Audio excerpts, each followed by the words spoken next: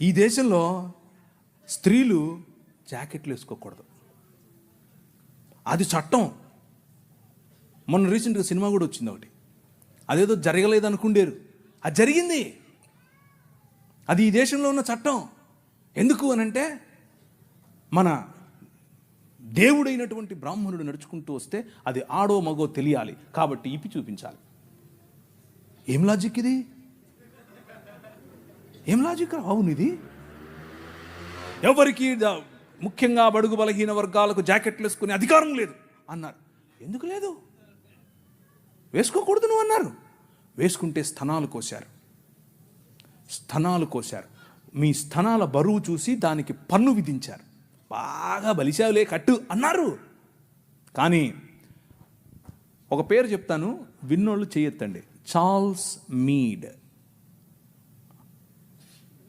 నేను వెళ్ళిపోతున్నా.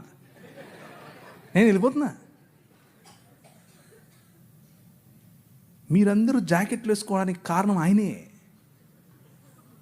నేను అబద్ధం చెప్పట్లేదు, నిజం చెప్తున్నాను. చట్టం చేశాడు.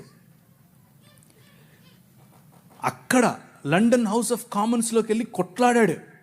నా భారతీయ స్త్రీలకు గౌరవం కావాలి. తెల్లోడే బయట నుంచి వచ్చాడు. అందుకనే వాళ్ళను గర్వంగా మా తల్లిదండ్రులు అనేది, నేను ఊరికి అన్ను గర్వంగా అనేది. ఎందుకు తెలుసా? మీరు బట్టలు వేసుకోకుండా మమ్మల్ని అనగదొరికితే వాళ్ళు మాకు జాకెట్లు పంచారు. మీరు అన్నం పెట్టండి అయ్యా అనంటే ప్యాడ్ ఇచ్చారు, చచ్చిపోయిన గొడ్డిచ్చారు.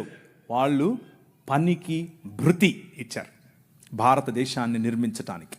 Charles Mead, church mission society and London mission society, వీరిద్దరి తరఫున కేరళ ప్రాంతంలో నిలబడి ఆయన ఇల్లు, ఆయన బంగ్లాను అలా కాల్చేశారు 3 సార్లు.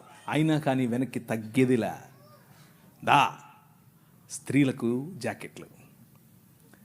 వారిని చూసి నాడార్ సమాజంలో ఉన్న స్త్రీలందరూ జాకెట్లు వేసుకోవడం మొదలు పెడితే, అమ్మా నీకు అంత కొవ్వటే అని పట్టుకుని రోడ్లో వాళ్ళ స్తనాలు కోసి ఊరేగించారు.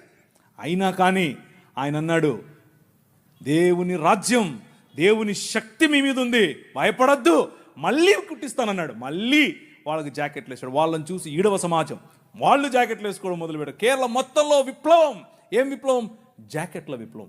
జాకెట్ల విప్లవం ఏంటండి బాబు? అవును